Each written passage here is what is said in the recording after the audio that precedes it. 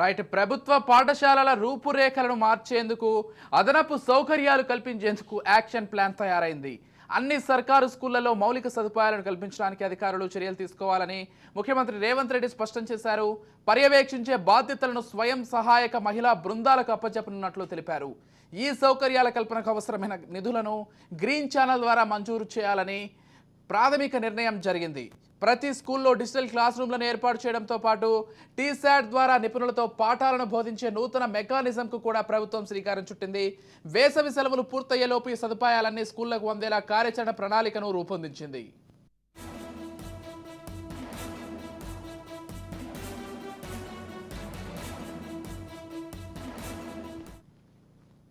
అన్ని ప్రభుత్వ పాఠశాలలకు, కాలేజీలకు తక్షణం ఉచిత విద్యుత్ సరఫరా మొదలవుతుందని, దీనికి అదనంగా అన్ని స్కూల్ భవనాలు రూఫ్ టాప్ పై సోలార్ ప్యానెళ్లను ఫిక్స్ చేసి వినియోగంలోకి తీసుకొచ్చే పనులు కూడా కంప్లీట్ కావాలని సీఎం ఆదేశించారు.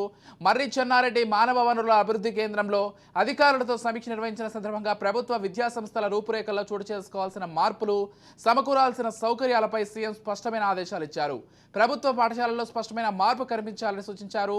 ప్రభుత్వ పాఠశాలలపై ప్రజలకు నమ్మకం కలిగించేలా చర్యలుండాలన్నారు. ప్రభుత్వ పాఠశాలలు, కళాశాలలకు తక్షణమే ఉచిత విద్యుత్ అమలయ్యేలా చూడాలని అధికారులను ఆదేశించారు.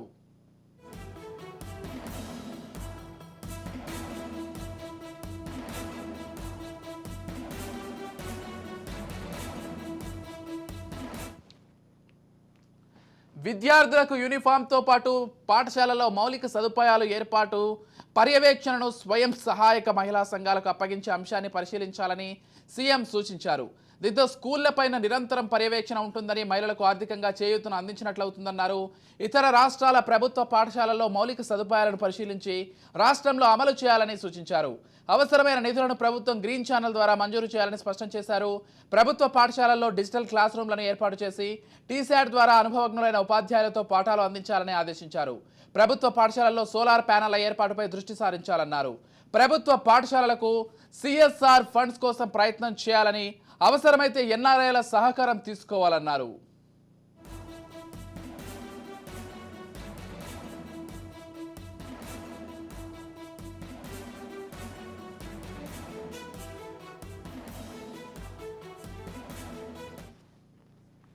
రాష్ట్రంలోని అన్ని ప్రభుత్వ పాఠశాలల స్థితిగతులను వెబ్సైట్లో అందుబాటులో ఉంచాలని సీఎం సూచించారు.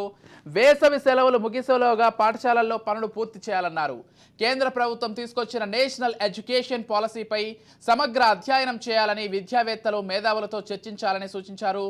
స్కిల్ యూనివర్సిటీ కోసం ఐఎస్బి తరహాలో గవర్నింగ్ బాడీని ఏర్పాటు చేయాలన్నారు.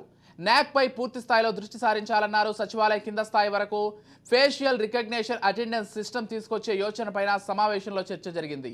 ఈ సమీక్షా సమావేశంలో మంత్రి శ్రీధర్ బాబు, ముఖ్యమంత్రి సలహాదారు వేం నరేందర్ రెడ్డి, ప్రభుత్వ ప్రధాన కార్యదర్శి శాంతికుమారి, సంబంధిత శాఖల అధికారులు పాల్గొన్నారు.